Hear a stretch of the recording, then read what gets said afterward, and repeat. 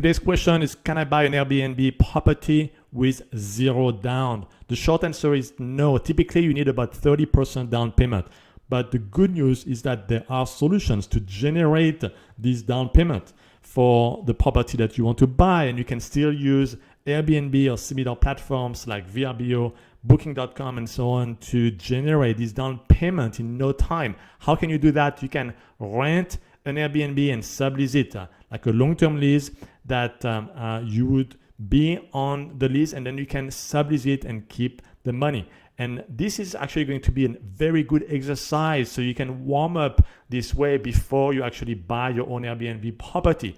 A lot of the same teaching to find and rent such places are similar to finding and buying later on a property. There are 5 steps that you need to apply to generate this down payment by renting an Airbnb and then subleasing it. First, very important, you need to rent a place in a zoning that is legal or in a city that is Airbnb friendly. That is very important so you don't get into trouble. Second, make sure you talk to your landlord and that you don't try to hide with this Airbnb activity. Very important as well. You may actually be very open to your landlord and give 10% more on the rent to have on paper that you can rent it on Airbnb and sublease it, where you keep the profit, the difference between the rent and the Airbnb subleasing that you are doing.